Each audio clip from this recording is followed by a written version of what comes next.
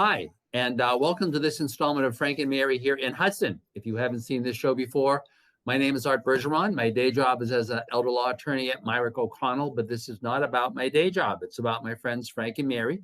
If you've been to my presentations at the Senior Center, you know that Frank and Mary's goal in life is to live in their house until they die and be buried in the backyard. And if that's Hudson, that means right here. They don't want to move in with their kids in San Diego or even like in Boston. They want to stay around here. So the point of the show is to help you understand the people you need to know and the programs you need to know about if you really just want to stay right here. And John Parent, my co-host, has been doing this great job of finding those great people, because as many of you know, while I married somebody from Hudson, I'm not from Hudson. So it will never, ever be considered a native. I'm simply Patty Murphy's husband when I go to Hudson. So John, whom do we have today? I know this is an important one for every Frank and Mary out there, right? I mean, this is probably the guy that when they get mad, they call him. They call him all the time. They do. It's really a pleasure to introduce Eric. Eric Ryder is our DPW manager, and he's the guy when there's a crisis, whether it's water, whether it's an oil spill up at the Rotary, anything to do with our roads or cemeteries and water and on and on and on. He's the guy that you go to, and he and his department are the ones that are going to take care of the problem. So today, what I asked Eric to bring us up to date on is the problem, serious problem that we had with a couple of chemicals. They're called PFAS chemicals, and I'm not even going to attempt to pronounce what the names of the chemicals. I'll leave that up to Eric if he wants to give it a shot, but not me. And basically what happened was a while back, we discovered some of these PFAS chemicals in our drinking water. And Eric, who was part of a pilot program, I believe at that time, was one of the few communities that were actually measuring and looking for these particular compounds. And they're not unusual to the degree that they are found in many, many different types of manufacturing process. Things like anything to do with water repellent. That could be jackets, that could be Scotch Guard on your carpets and your rugs, and on and on and on. So there are many ways that the body can absorb these materials. One of the ways that we don't want is to have it in our drinking water. And that's what happened in this situation. So yeah, I'll try to wrap this up quickly because I think you could really put on about a 3-day seminar. Seriously. Yes. I mean, there's so much to this. So if you can kind of condense into a couple of different categories, maybe talk a little bit first about the blended source. Okay, I can do that. So that we know where our water comes from, which one of our wells that these chemicals were found in. Maybe talk a little bit about how much we exceeded the level, which was not much. And at that time, it was 70 parts per trillion, and that's down now to 20. So maybe we can talk about what we did on a temporary basis. And now that we've corrected the situation on a temporary basis, how do we correct it going forward? What's the more permanent solution to prohibiting or stopping these chemicals from invading our drinking water? Okay. And with that, I'll let you take it, Eric. Okay, great. Thank you, John. Thank you, Arthur, for having me on. This goes back a few years now. I presented to the Board of Selectmen a pilot program. And the reason we presented a pilot program was due to UCMR 4, uncontaminated regulated rules that the DEP makes us test for, we had discovered PFAS in our water. And as part of that, we wanted to start a pilot program. And the pilot program was, we did, they were skid mounted, small scale versions of filtration we used a resin as well as a carbon. So we were running this full-scale, small version pilot study at our Chestnut filtration plant. During that time, we were testing all of our wells for the contaminant, PFAS and PFOS. And we, at the time, as John stated, we were at the MCL, I should say the health advisory. It was not a contaminant level that was basically certified by the state. It was a health advisory, and that was 70 parts per trillion. And we had one test that we exceeded with 76 parts per trillion. At that point, really, it was very reactionary at that time. We had one well that exceeded that. Immediately, we shut that well down. That was our Cranberry well. Just to backtrack a little bit, we have our Cranberry well. We also have our Cane well and Chestnut 1, Chestnut 2, and Chestnut 3. How our process works, all those wells come to one centralized treatment facility at our Chestnut filtration site. So by shutting that one well off, what that did is that reduced the contaminant level in the water. So understanding, we had to do something. So after contacting DEP, we had multiple forums for the community that we were able to sit down and discuss our options moving forward. We brought representatives from DEP in, and they were able to share what was going on, shed some light on the situation, what was happening with the state on how they were looking at regulating this contaminant.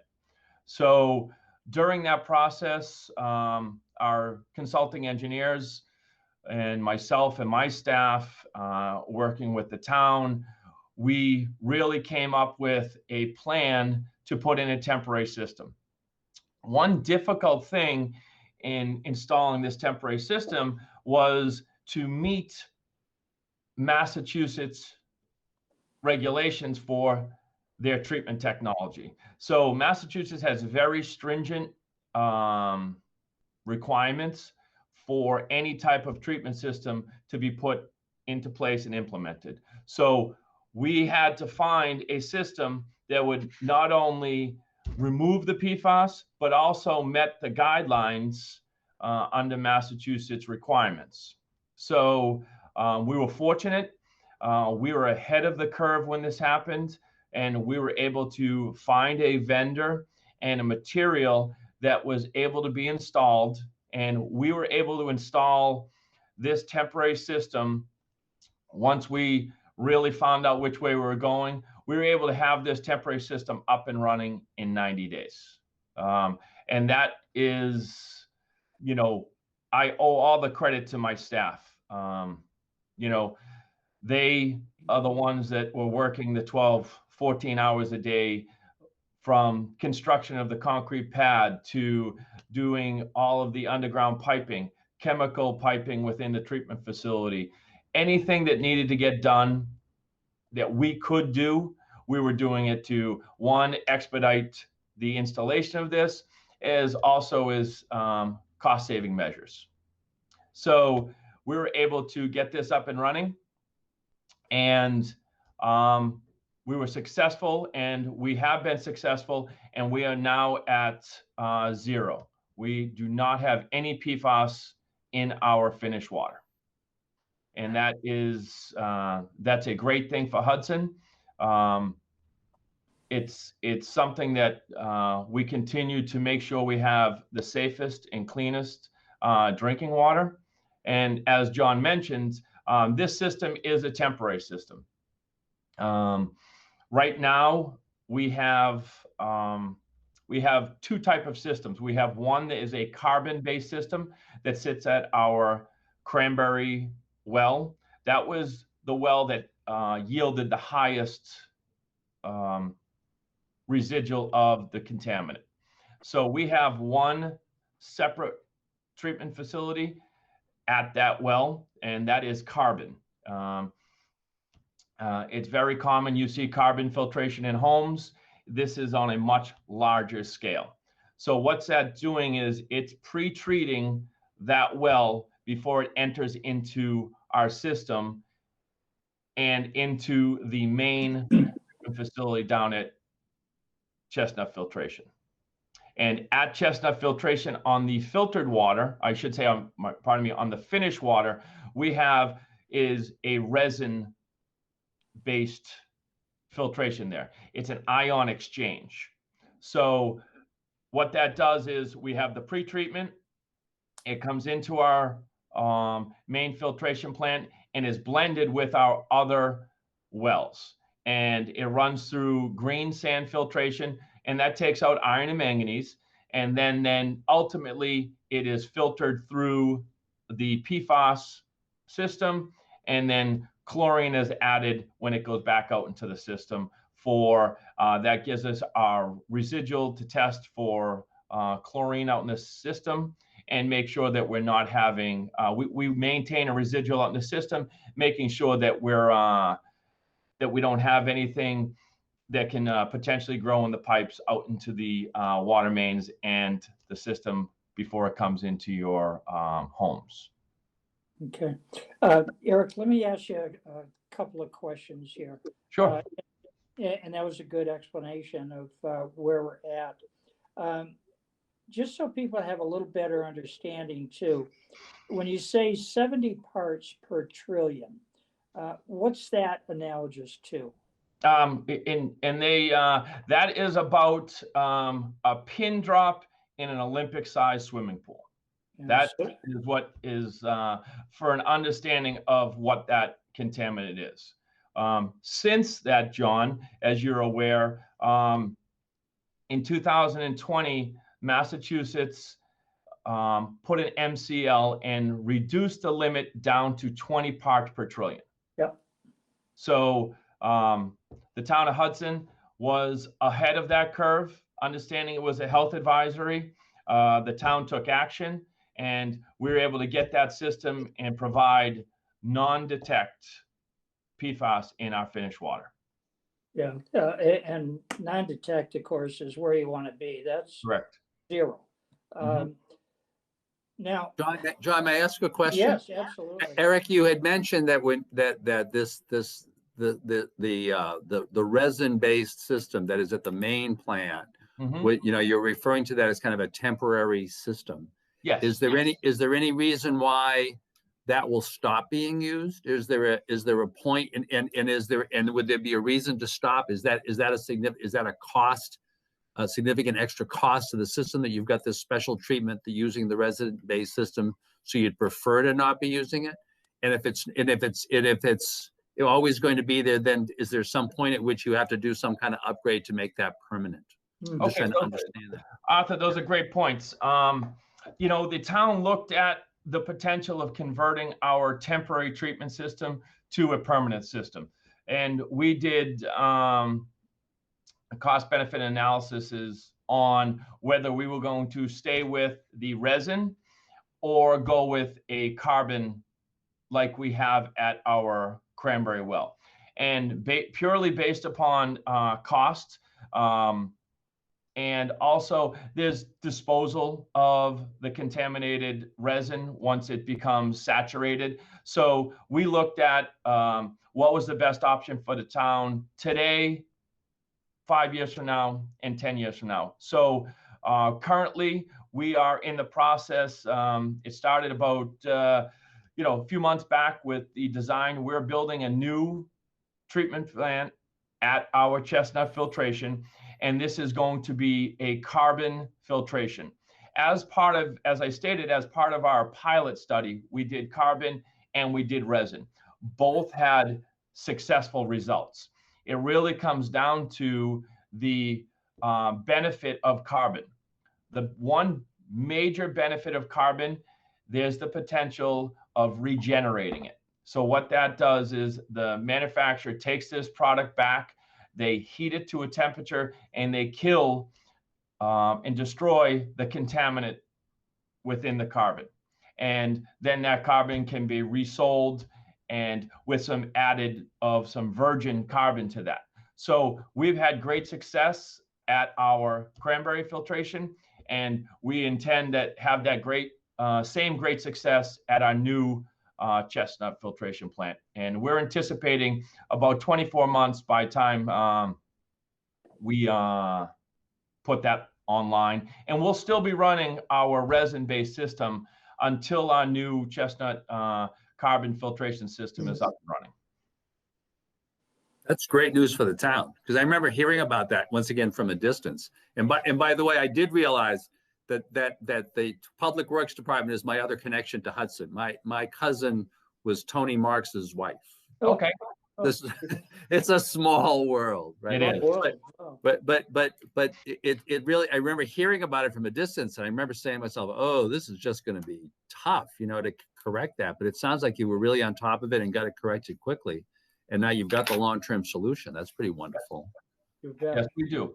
And that's a credit to, the selectmen, the executive assistant, that understanding the importance of having safe drinking water and the investment to make sure that we have the funds and the support to make this happen. Yeah, if I could, this was a relatively simple decision for the select board to make when it came to spending money or doing what we had to do. Based on Eric's research and his findings, I think in general, our attitude was whatever it is you need to do. Because we absolutely have to have safe drinking water. Mm-hmm. I also want to mention too that this is not or was not just a Hudson problem. I think we were one of the first to really discover it because of those pilot programs. But since then, there have been a number of communities that are facing the exact same problem that we have. Air is an example, and talk about different ways that this can get into your drinking water. Apparently in air, I don't know the base, if it's Danvers or what the base is, but there's a section in town that was used as a paratrooper training ground.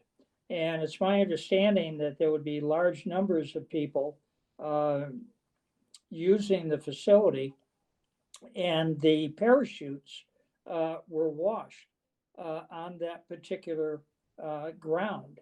And it turns out now that there were PFAS chemicals in the wash. Another area is there's a lot of concern about the foam that is used at firefighting academies. And of course, we have an academy in Sudbury that's fairly close to where this contamination took part. We did determine, after a lot of study and a lot of research, that there was a manufacturing facility that was in pretty close proximity to the Cranberry well, and they have helped us to a very large extent as far as reimbursement for many of these expenses. So obviously we appreciate that.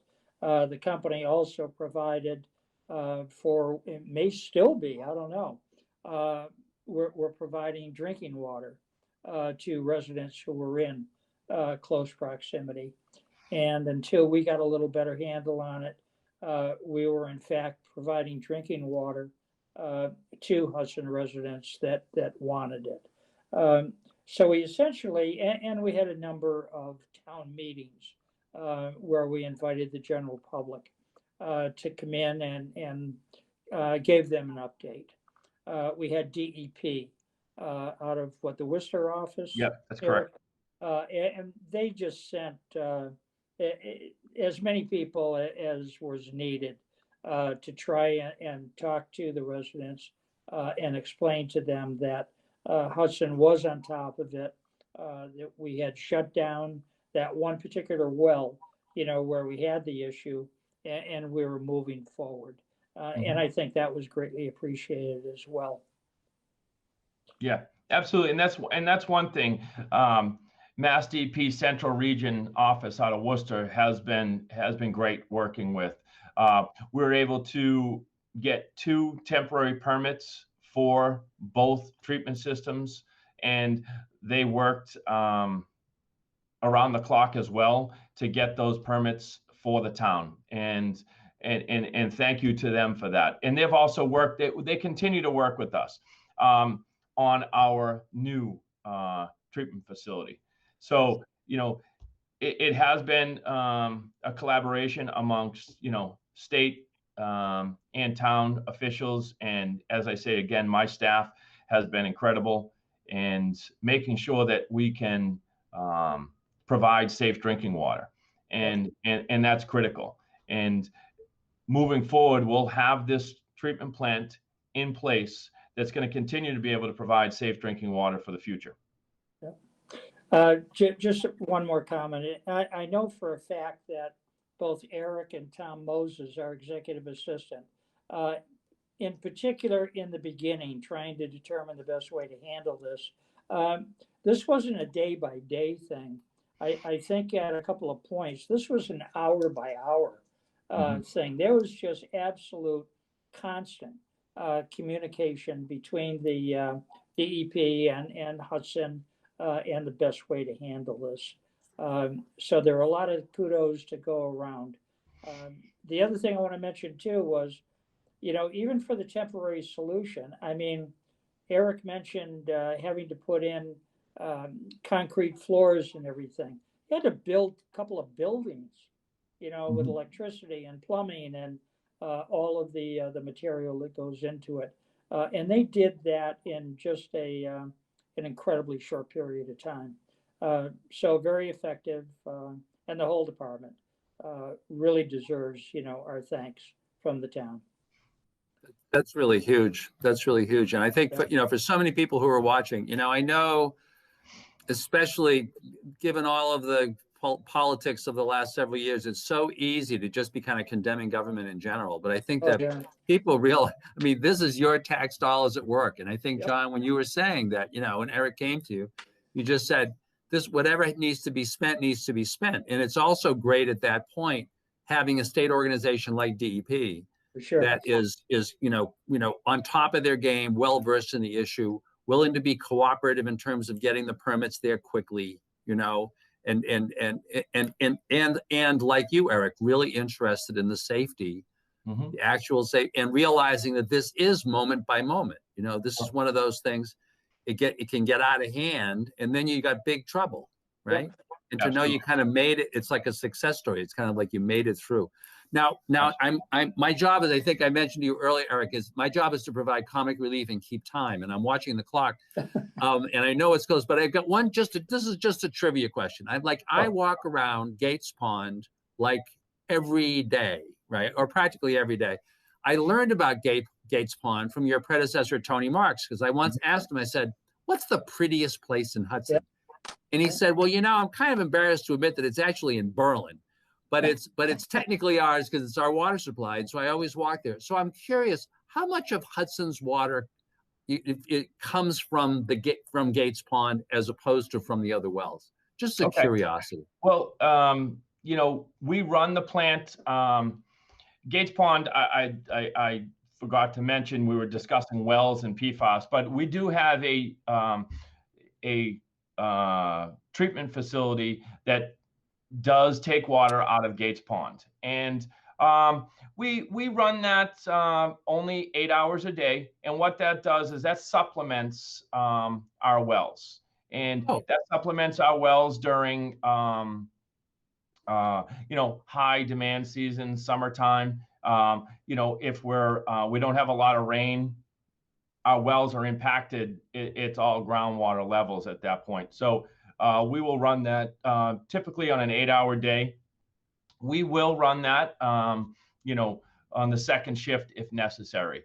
But that, as you mentioned, that is in Berlin, and that same water is put into our system, and it's blended with all of the others. So one misconception was, well, if you have this well, you're getting it if you live in this section of town, and that's not the case. It is all blended together, so we have one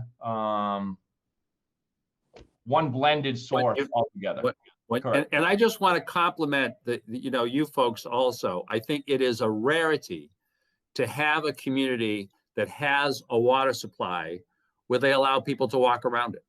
And I think it's a wonderful thing. And I think that it really shows the kind of conscientiousness of people, that a lot of people walk around it.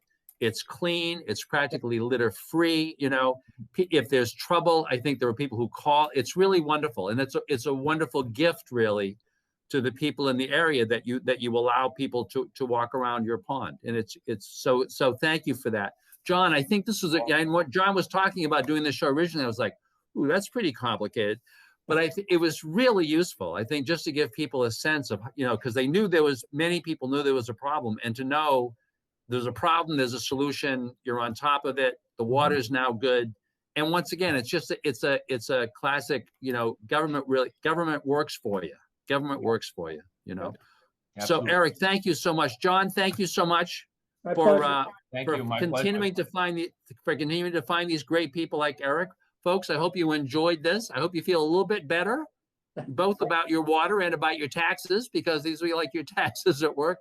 And we'll look forward to seeing you on the next installment of Frank and Mary here in Hudson. Thank you very much. Very good.